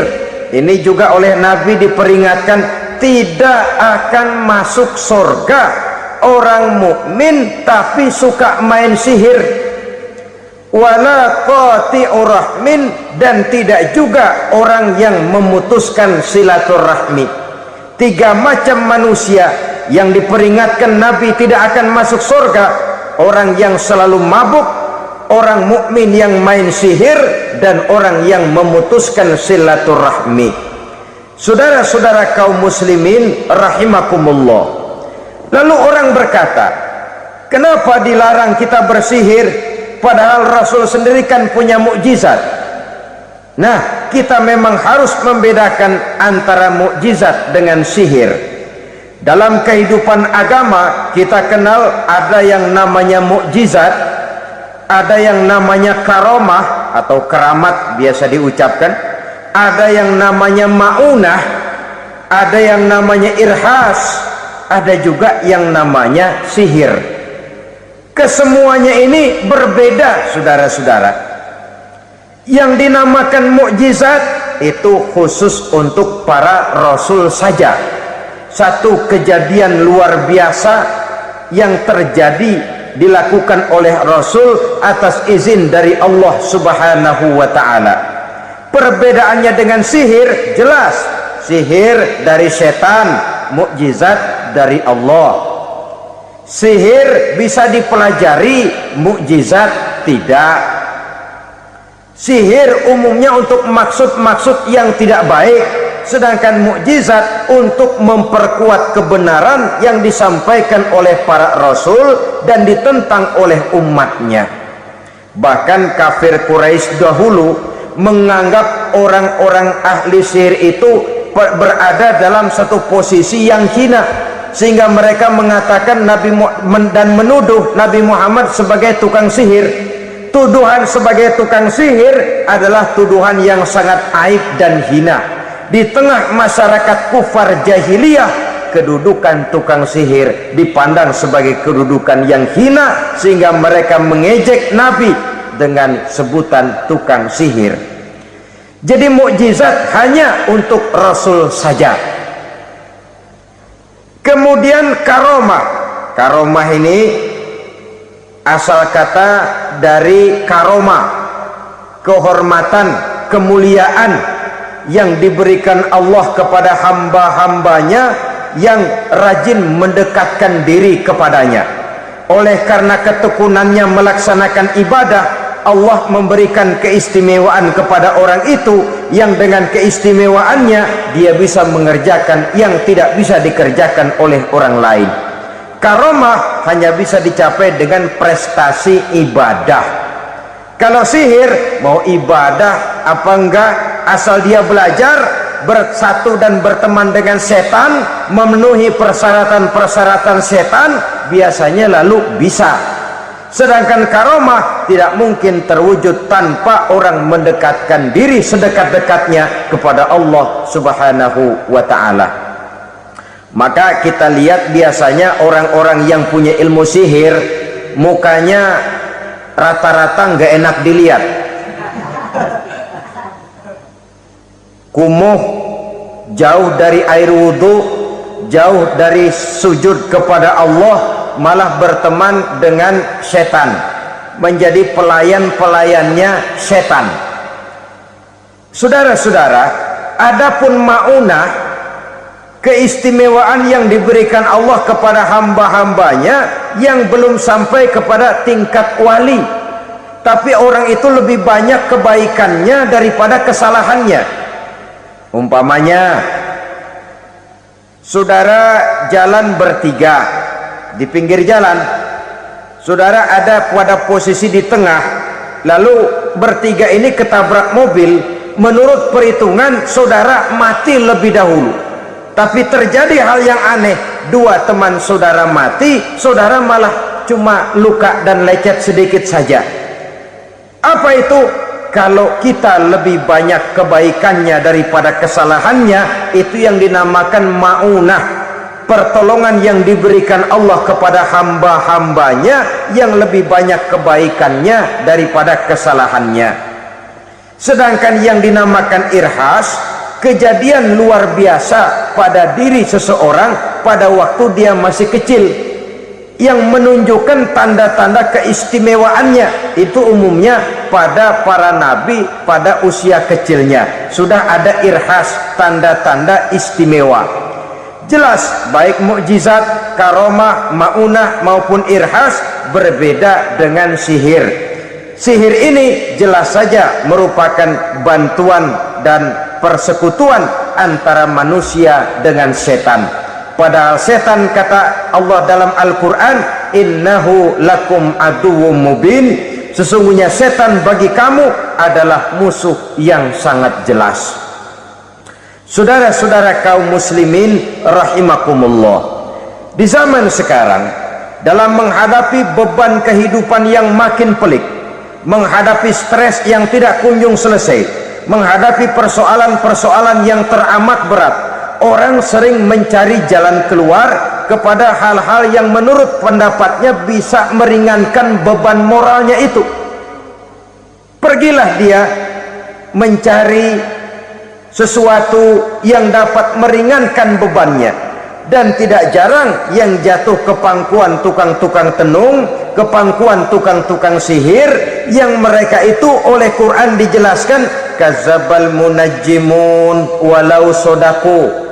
Tukang-tukang tenung, tukang-tukang sihir, mereka itu bohong walaupun benar. Maksudnya bohong walaupun benar, artinya kalau yang mereka kerjakan benar, itu sih kebenaran.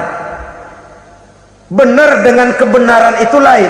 Kebenaran, kebetulan bisa, tapi tidak untuk selalu. Apalagi kalau itu sudah membahayakan kehidupan orang lain. Jadi oleh karena itu Nabi berpesan, jauhilah daripada sihir. Kalau sudah jauhilah dari sihir, artinya ya jauhilah daripada mempelajarinya, jauhilah daripada bergaul dengan orang-orang yang ahli di bidang itu. karena dari pergaulan segalanya bisa menular. Baiklah saudara, ini yang kedua.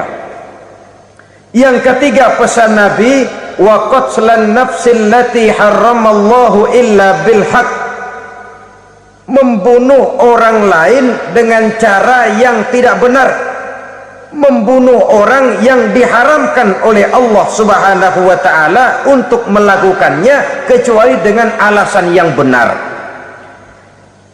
Kita tahu Islam adalah agama damai.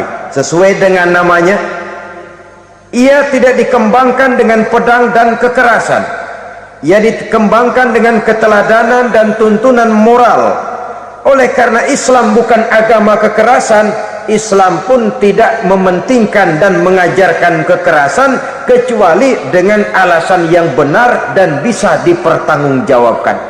Membunuh dengan sengaja, menghilangkan nyawa orang lain tanpa alasan yang bisa dibenarkan adalah merupakan dosa besar dan satu di antara 7 perkara yang bisa mendatangkan kerusakan dalam kehidupan dan yang hendaknya harus kita jauhi. Saudara-saudara kaum muslimin rahimakumullah, beberapa waktu yang lalu di sebuah kota kecil yang indah bernama New Auckland, saudara tahu New Auckland? Itu dari Gunung Kidul masih ngidul lagi. Pernah diadakan satu seminar yang membicarakan bagaimana menyelamatkan masyarakat manusia dari bahaya Perang Dunia Ketiga. Diperkirakan kalau terjadi Perang Dunia Ketiga, manusia tidak akan tersisa. Sebab apa? Pada waktu itu cadangan nuklir yang dimiliki oleh bersama Amerika dan Rusia konon sudah sanggup memusnahkan 6 miliar manusia pada saat jumlah manusia baru 5 miliar. Jadi kelebihan nuklir dunia ini. Kalau terjadi Perang Dunia Ketiga, sulit manusia untuk tersisa. Maka dibahaslah di dalam seminar itu, wah, supaya tidak terjadi Perang Dunia Ketiga, maka perlombaan membuat senjata-senjata canggih, alat-alat pembunuh modern harus segera dibatasi. Dibahas, tidak mungkin kita membatasi perlombaan membuat senjata. Kenapa? Makin maju ilmu dan teknologi, makin canggih senjata yang ditemukan. Atom sudah meningkat menjadi nuklir, nuklir sudah meningkat menjadi neutron, dan kita tahu bom yang bernama neutron ini bom yang cukup membunuh tanpa perlu merusak. Artinya kalau dia diledakkan di kota kita ini, bangunan utuh, jembatan tidak ambruk, rumah-rumah tetap berdiri, tapi semua yang bernama hidup mati. Itu katanya lebih sopan dari bom atom. Sebab kalau si atom ini sudah membunuh, merusak pula. Neutron cukup membunuh saja tanpa perlu merusak. Jadi majunya senjata-senjata teknologi sebagai akibat yang logis dari kemajuan ilmu pengetahuan ini tidak bisa kita batasi. Dan memang sebenarnya yang bahaya bukan senjatanya, tapi manusia yang mengendalikan senjata itu. Mereka kembali kepada prinsip the man behind the gun. Bukan senjatanya yang bahaya, tapi manusia yang mengendalikan senjata itu yang bahaya. Walaupun senjatanya modern, katakanlah model M16 umpamanya, kalau yang mengendalikannya orang beriman, insya Allah aman.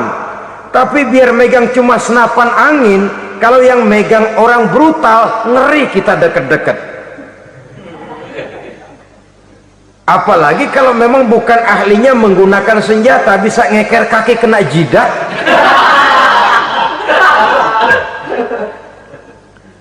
Mereka kembali kepada prinsip lama yang tetap baru, bukan senjatanya yang harus dibatasi, manusia yang mengendalikan senjata itu yang perlu dibicarakan. Nah, kalau begitu agar manusia tidak mempergunakan senjata sewenang-wenang, apa yang harus kita lakukan? Ya, manusianya harus bermoral. Ya, tapi moral yang mana? Di dunia ini banyak ajaran tentang moral. Itu pun mudah saja. Di sini kan kita undang saja ahli dari berbagai agama untuk membicarakan konsep perdamaian menurut agamanya masing-masing. Baik, setuju itu, setuju. Maka tampillah para ahli agama, mereka kembali kepada prinsip moral daripada konsep yang terkandung di dalam ajaran agama untuk menegakkan perdamaian. Mula-mula naiklah ahli dari agama Hindu, dibacakan konsep perdamaian menurut ajaran agama Hindu, bahwa untuk damai manusia harus meninggalkan nafsu keduniaannya, menempuh samsara dan sebagainya untuk mencapai nirwana, menjauhi kemegahan dan kemewahan dunia. Ini lalu dibahas, rasanya juga tidak mungkin ini. Kemudian dari agama Nasrani, bahwa untuk damai manusia harus menciptakan sifat kasih sayang. Kalau ditampar pipi kiri, berikan pipi yang kanan. Kalau diberikan selendang, berikan baju. Nanti orang kasihan, lalu dia tidak akan nampar lagi. Ketika ini dibahas, ternyata rasanya pun tidak mungkin bisa diterima. Karena apa? Di zaman sekarang orang ditampar pipi kiri, dikasih pipi kanan. Bukan kasihan, gemes. Damai belum tentu, bonyok udah jelas. Lalu ketika dibacakan konsep perdamaian menurut Quran, di mana disampaikan ayat wa jazaa'u sayyi'atin sayyi'atun misluha faman afa wa aslaha fa ajruhu 'ala Allah, balasan terhadap satu kejahatan adalah kejahatan yang seimbang, tetapi barang siapa yang memberi maaf dan mencari jalan damai, itulah yang terbaik dan akan mendapat pahala dari Allah Subhanahu wa ta'ala. Kamu tidak salah ditampar pipi kirimu, tampar lagi pipi kirinya sekeras dia menampar pipi kirimu. Nanti orang tidak mau menampar kita karena dia tahu kalau dia tampar kita, dia akan menderita tamparan sekeras dia menampar kita. Akan terjadilah prinsip saling hormat menghormati, tidak saling ganggu, tidak saling usil, tidak saling jahil. Atas dasar ini perdamaian bisa ditegakkan. Mereka bisa menerima konsep ini, tapi kemudian seminar ditutup tanpa satu keputusan resmi. Kenapa? Terus terang mereka kagum dengan konsep Islam, tapi sentimen lama terhadap nilai-nilai Islam telah menutup mata mereka untuk menerima kebenaran dari ajaran Al-Quranul Karim. Saudara-saudara kaum muslimin rahimakumullah, kembali kita kepada persoalan pokok. Roh adalah dari Allah, dia akan kembali kepada Allah, milik mutlak dari Allah. Tidak pantas kita merampasnya dari orang lain. Tidak wajar kita menghilangkannya tanpa alasan yang dibenarkan oleh agama. Di zaman sekarang, akibat persaingan hidup yang makin tajam, lapangan kerja yang makin sulit, tensi ekonomi yang makin tinggi, atau karena nilai moral yang makin rendah, atau juga karena rapuhnya pegangan orang kepada agama, nyawa rasanya sudah sedemikian murahnya. Berbagai kasus membuat berdiri bulu roma kita. Ada mayit, ada manusia dipotong 6, dicincang macam kambing. Ada yang dipotong 5, ada yang dipotong 13, dikardusin, dibuang ke tempat sampah. Inna lillahi wa inna ilaihi raji'un. Gejala apa ini? Kanibalisme. Manusia sudah demikian sadisnya, manusia sudah sedemikian buasnya, sehingga sesama manusia diperlakukan seperti hewan. Padahal hewan sendiri belum pernah macan makan macan, bagaimanapun buasnya macan. Belum pernah serigala memakan serigala, bagaimanapun brutalnya serigala. Tetapi manusia makan manusia di zaman sekarang kadang jadi kenyataan dalam kehidupan kita. Kadang persoalannya remeh saja, soal uang 200 perak, pisau bicara, nyawa melayang. Soal rokok sebatang, celurit bicara, nyawa melayang. soal-soal yang sama sekali tidak prinsip, begitu mudah kita menghilangkan nyawa orang lain. Padahal Nabi pernah memperingatkan, apabila dua orang muslim sudah berkelahi dan berbunuh-bunuhan, al-qatil wal maktul finnar, yang membunuh dan yang terbunuh dua-duanya neraka. Sahabat heran, ya Rasul, kalau yang terbunuh, kalau yang membunuh masuk neraka itu sih wajar, tapi yang terbunuh kenapa neraka juga? Beliau menjawab, dua-duanya sudah punya niat untuk saling membunuh. Niatnya itu yang diponten. Yang terbunuh cuman lagi apes aja, keduluan dia. Umpama tidak terbunuh, pasti dia yang akan membunuh. Oleh karenanya al-qatil wal maktul, yang membunuh dan yang dibunuh finnar, dua-duanya masuk ke dalam neraka. Islam menghormati kehidupan, tidak hanya terbatas kepada sesama muslim, orang-orang yang berlainan agama pun yang mau hidup berukun, damai, berdampingan dengan umat Islam, jiwa mereka, darah mereka dilindungi oleh nilai-nilai Islam yang disebut dengan kafir zimmi ini. Mengganggu mereka sama saja dengan mengganggu aku, kata Nabi. Jadi oleh karena itu, sayangilah sesama. Kehidupan adalah anugerah Allah, bukan wewenang kita untuk mencabutnya dari orang lain, bukan wewenang kita untuk merampas dan menghilangkannya dari orang lain. Apa yang tidak enak terjadi pada diri kita, begitu pula lah apabila terjadi pada diri orang lain. Sehingga Nabi mengatakan, la yu'minu ahadukum hatta yuhibba li akhihi ma yuhibbu li nafsihi. Belum dikatakan beriman seseorang kamu apabila dia belum mencintai saudaranya seperti ia mencintai dirinya sendiri. Apa yang enak dirasakan oleh orang lain, enak juga dirasakan oleh dia. Mengukur orang lain dengan diri sendiri.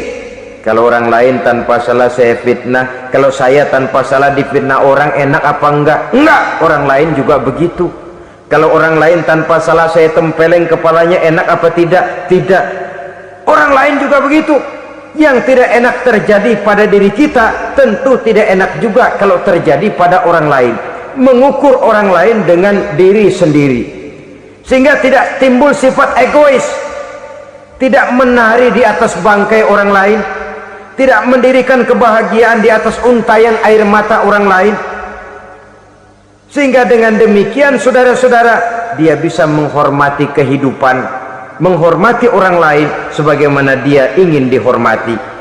Inilah perbuatan ketiga yang merusak, membunuh orang lain dengan yang diharamkan Allah tanpa alasan yang benar. Yang ketiga. Kemudian yang keempat, perbuatan merusak wa aklar riba, makan riba. Hidup adalah tolong menolong. Bahasa kerennya take and give katanya. Saling memberi dan saling menerima.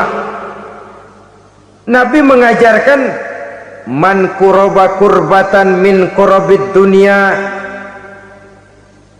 karaballahu lahu kurbatan min kurabi yaumal qiyamah, wallahu fi aunil abdi madamal abdu fi auni akhihi.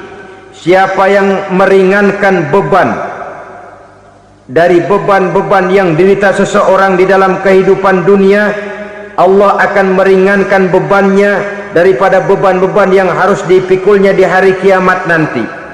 Wallahu fi aunil abdi madamal abdu fi auni akhihi. Allah senantiasa akan menolong seorang hamba selama hamba itu masih mau menolong saudaranya. Allah selalu akan menolong seorang hamba selama hamba itu masih mau menolong saudaranya.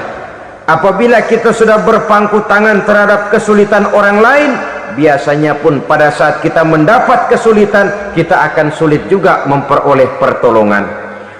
Nah, riba alias renten, kedoknya adalah menolong orang, tapi sama juga bulu buntutnya dilepas, palanya dicekek.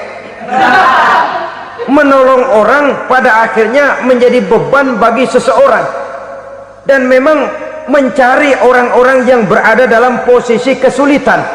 Biasanya di daerah-daerah di mana musim paceklik, jadi lapangan kerja sulit, sedangkan urusan perut tidak bisa ditunda, akhirnya orang terjebak ke dalam rentenir, ke dalam riba, ke dalam renten, bunga berbunga, sehingga satu saat jumlah bunganya bisa lebih besar dari jumlah pinjaman pokoknya. Kemudian kalau juga ternyata tidak bisa dibayar, rumah jadi taruhan. Memang rumah satu-satunya, begitu rumah ditarik mulain camping. Bukankah pada akhirnya akan mewariskan kesengsaraan?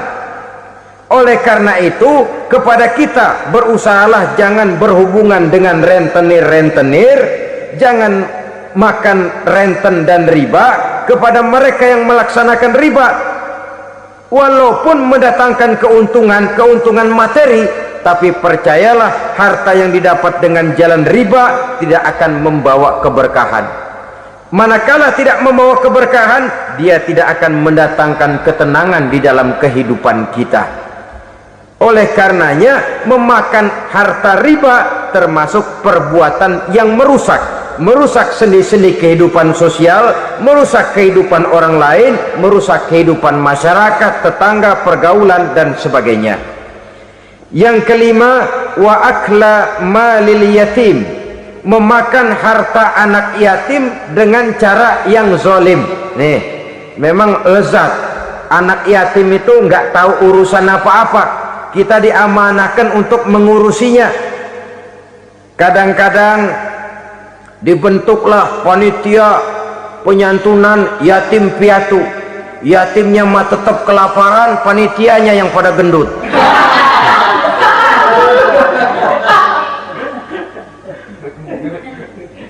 Padahal memakan harta anak yatim termasuk perbuatan dosa besar, dan menjantuni yatim merupakan perbuatan mulia. Nabi mengatakan, ana wa kafilul yatim kahataini yaumal qiyamah, aku dan orang-orang yang menyantuni anak yatim seperti dua jari ini pada hari kiamat nanti. Dekat sekali. Jikalau ingin di hari akhir nanti dekat dengan Rasul, bersahabatlah dengan anak-anak yatim, jadilah pengurus anak-anak yatim, bangunlah panti-panti asuhan yatim. Pada saat bapak ibunya meninggal, kitalah yang menjadi orang tuanya. Bahkan sedemikian besar perhatian Islam terhadap anak-anak yatim ini, dusta puasanya, dusta karena agamanya sudah berdusta. Siapa mereka? Fazalikal ladzi yad'ul yatim, orang yang menyia-nyiakan anak yatim. Wala yahuddu ala ta'amil miskin, dan tidak pernah memberi makan kepada orang-orang yang menderita kemiskinan. Menyia-nyiakan, meninggalkan anak yatim termasuk perbuatan yang divonis kita sebagai orang yang mendustakan agama. Saudara-saudara kaum muslimin rahimakumullah, maka sangat dicela mengeksploitir anak-anak yatim, menjadikan mereka sebagai kedok untuk mencari kekayaan pribadi. Tetapi jikalau ikhlas, ganjarannya sangat besar, nilai pahalanya sangat besar. Menyantuni yatim tidak hanya setahun sekali.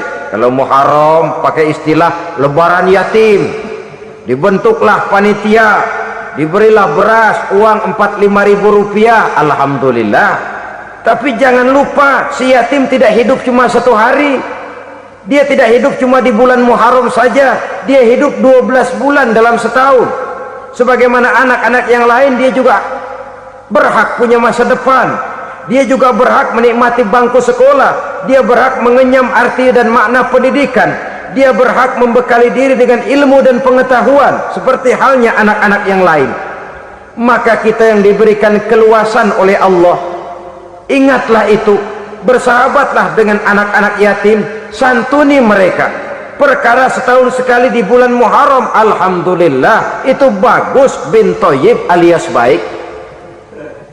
Tapi tentu dan tentu, sekali lagi, si yatim tidak hanya hidup di bulan Muharram, dia hidup 12 bulan dalam setahun, 24 jam dan di dalam sehari.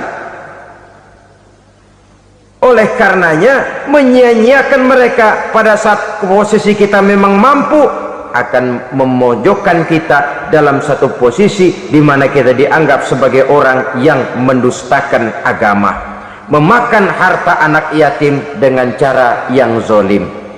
Bapaknya udah meninggal, kebunnya lebar, anaknya dikelecehin. Nah, dah kamu nggak usah pusing, nanti saya yang ngurus. Akhirnya bukan ngurus, nguras. Si yatim mungkin tidak tahu bahwa dia disia-siakan, haknya diambil, miliknya dizolimi, tapi Allah yang akan membalasnya dengan seadil-adilnya. Maka makan harta anak yatim biasanya balasannya tokcer bin paten. Nggak banyak selang tempo itu, nggak percaya cobain dah.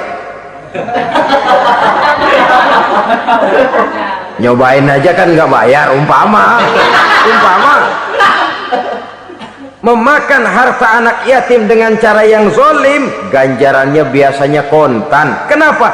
Ratapan si miskin, untayan air matanya, jeritan kepedihan hatinya, membuka pintu langit, permohonannya diijabah, getaran hatinya didengarkan oleh Allah, maka balasannya biasanya kontan, spontan, tidak menunggu waktu terlalu lama. Itu di dunia, belum lagi di akhirat nanti. Bukankah dalam riwayat Mi'raj diceritakan Nabi melihat di neraka itu orang perutnya sebesar rumah? La haula wala quwata. Itu perut kayak rumah, bagaimana jalannya tuh?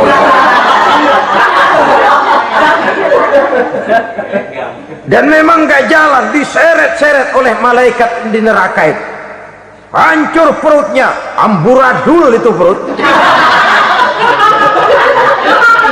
Berantakan isinya, dibulatkan lagi, diseret lagi, hancur lagi, dibulatkan lagi. Sampai Nabi tanya, orang itu begitu berat siksanya kenapa ya Jibril? Itu Muhammad, waktu di dunia dulu rakus banget makan harta anak yatim. Begitu vonisnya, begitu menyedihkan nasibnya di akhirat. Tapi di dunia pun ketidakberkahan itu sudah membayangi kehidupannya.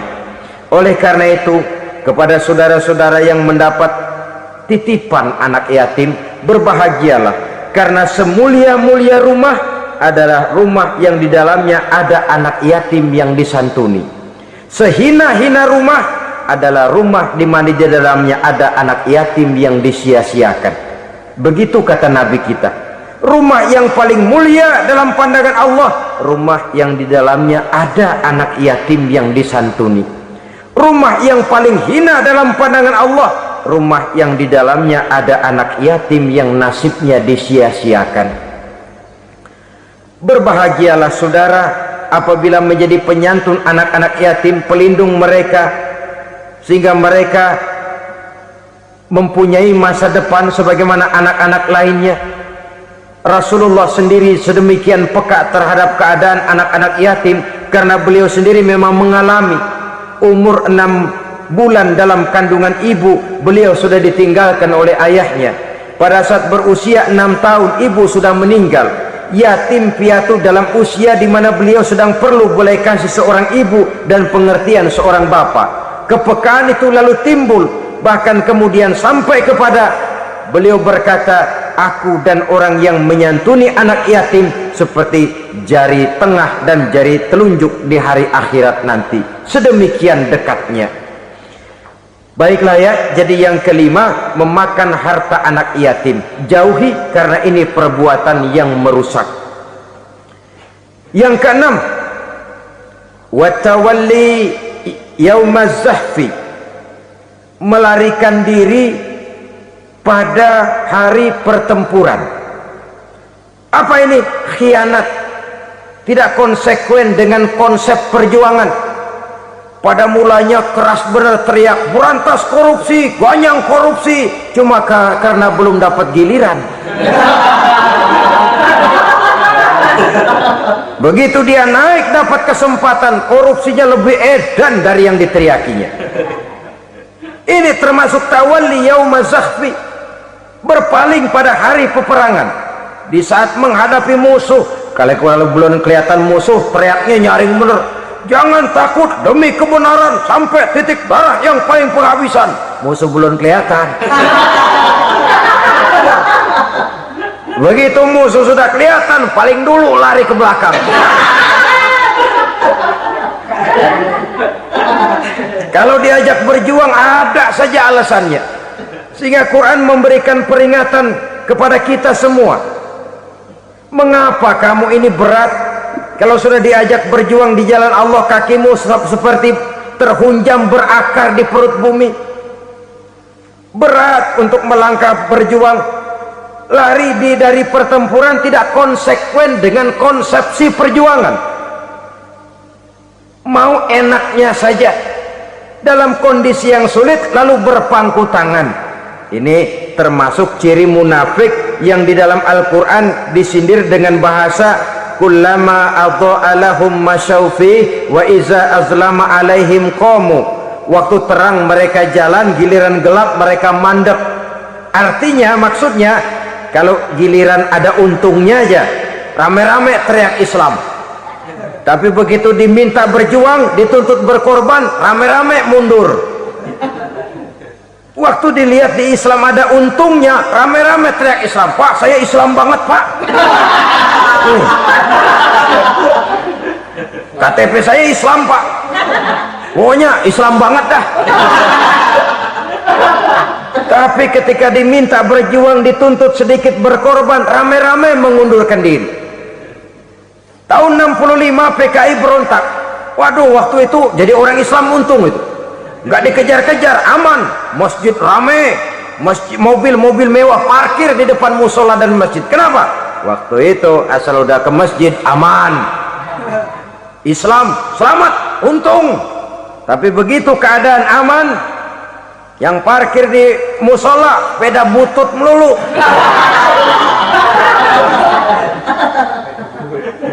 Waktu terang mereka jalan, waktu gelap mereka berhenti. Dikala di Islam ada untungnya, baru wah Islam bagus, Islam hebat. Tapi waktu dilihat ada kerugian, jangan bawa-bawa Islam dah. Jangan bicara soal Islam, ini kan bukan soal agama. Bukan soal agama. La haula wa la quwata illa billah.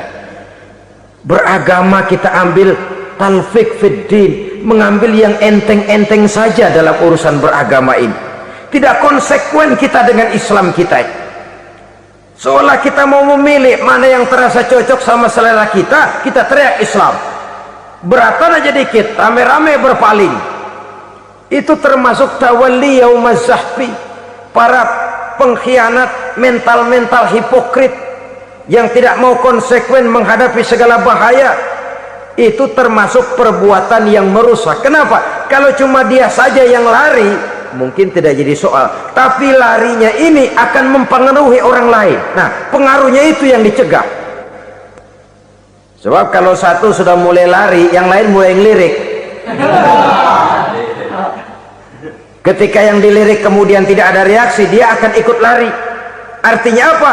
Seorang muslim harus konsekuen dengan konsep perjuangannya, dengan keyakinan keagamaannya, dan tidak memilih yang enak-enak saja di dalam kehidupan beragama. Lari dari pertempuran, bermental khianat, mengkhianati agama, merupakan satu di antara sifat yang merusak. Terakhir saudara, wa qazfal muhsanatil ghafilatil mu'minat, menuduh perempuan baik-baik yang tidak tahu menahu tentang tuduhan yang dituduhkan kepadanya, menuduh perempuan mukmin yang baik-baik yang tidak tahu menahu tentang tuduhan yang dilakukan kepadanya. Fitnah lebih bahaya daripada pembunuhan. Orang yang tidak salah bisa hancur namanya, orang yang berniat baik bisa ambruk perjuangannya oleh karena fitnah. Sehingga dikatakan al fitnatu asyaddu minal qatli, fitnah lebih bahaya daripada pembunuhan.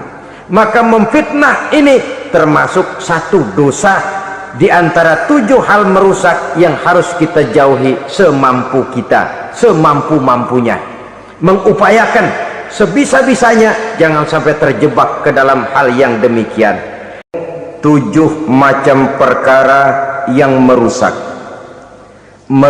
akidah dan keimanan, merusak amal perbuatan yang sudah kita kerjakan, merusak sendi-sendi kehidupan sosial, pendek kata merusak segala hal di dalam kehidupan kita. Jauhilah olehmu 7 macam perkara yang merusak. Yang pertama, asyirku billah, menyekutukan Allah subhanahu wa ta'ala.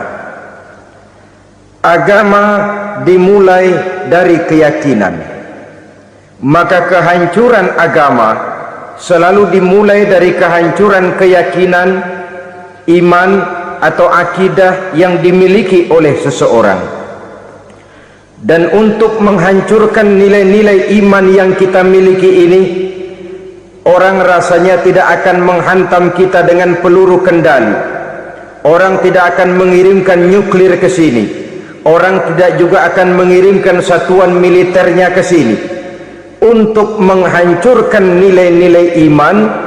Dibanjiri kita dengan paham-paham yang merusak dan mendangkalkan akidah, baik ia bernama materialisme, baik ia bernama sekularisme, baik ia bernama banjirnya maksiat dan munkarat, baik ia bernama banjirnya peradaban dan kebudayaan yang menghancurkan moral daripada anak-anak kita. Sedikit demi sedikit melenturkan dan melunturkan nilai-nilai keimanan kita, untuk kemudian pada waktunya nilai iman itu akan bertukar dan berganti menjadi nilai syirik kepada Allah subhanahu wa ta'ala. Atau pada sisi lain, menjadikan yang selain Allah sebagai tujuan akhir daripada kehidupan kita. Sedangkan kita sama-sama maklum bahwa di dalam pandangan agama Islam, dosa yang tidak berampun, dosa yang terbesar, termasuk dalam kategori bapak moyangnya dosa, tidak lain adalah syirik, yakni menyekutukan Allah subhanahu wa ta'ala. Pola penghancuran iman ini memang berstrategi. Ditawarkan kita kepada paham materialisme, paham kebendaan, di mana otak menempati urutan sebagai ranking pertama, Tuhan jatuh pada urutan kedua. Lalu menyusul kepada paham sekularisme, Allah dipisahkan dari seluruh kegiatan hidup ini, untuk pada gilirannya menjadikan yang selain Allah sebagai tujuan akhir daripada seluruh kegiatan hidup kita. Oleh karenanya, kewajiban menjaga nilai-nilai iman ini merupakan kewajiban yang mulia tetapi berat, tidak hanya untuk kita, tetapi juga bagaimana mewariskannya kepada anak-anak kita, generasi yang akan datang. Orang-orang tua bijaksana yang diceritakan di dalam Al-Quran, kalau sudah berpikir tentang anak-anaknya, pertanyaan yang paling mereka risaukan ialah, ma ta'buduna min ba'di. Anakku, kalau pada satu saat aku, ayahmu sudah tidak ada lagi di dunia ini, meninggalkan kamu semua, ma ta'buduna min ba'di, apa yang akan kamu sembah nak?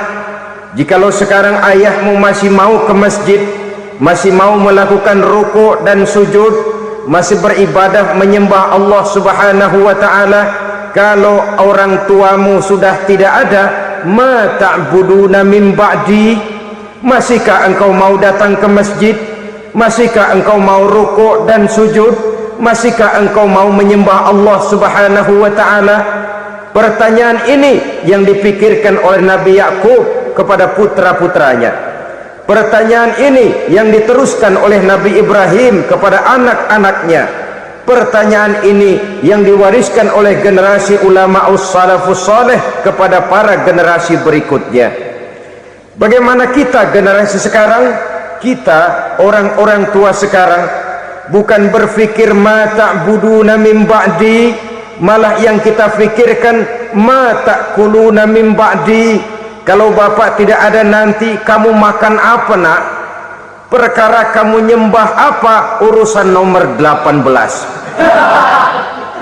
Yang penting kamu nanti hidup bisa makan, nak. Maka kita sibuk mewariskan harta kepada anak-anak kita. Kita sibuk mewariskan kebun dan tanah kepada anak-anak kita. Kita sibuk mewariskan pabrik kepada anak-anak kita, sementara kita lupa mewariskan intan yang paling mahal, mewariskan mutiara yang paling berharga, yaitu nilai iman kepada Allah Subhanahu wa ta'ala. Alangkah baiknya apabila warisan harta, warisan tanah dan kebun, warisan rumah dan pabrik didasari lebih dahulu dengan mewariskan nilai iman kepada Allah Subhanahu wa ta'ala. Sebagai orang-orang tua, kita boleh bersedih kalau anak kita tidak mengerti komputer. Kita boleh bersedih kalau anak kita tidak mengerti matematika. Kita boleh bersedih kalau anak kita tidak mengerti bahasa Inggris. Tapi sewajarnya lebih bersedihlah kita orang tua jikalau mempunyai anak yang tidak kenal Allah sebagai Tuhannya, yang kemudian tidak mau rukuk dan sujud kepada Allah Tuhannya. Itulah kemalangan yang paling malang bila kita meninggalkan generasi yang tidak bertauhid kepada Allah Subhanahu wa ta'ala. Betapapun anak kita tidak ngerti komputer, saudara, paling-paling kerugiannya cuma kerugian dunia. Masuk dia ke alam barzakh, munkar nakir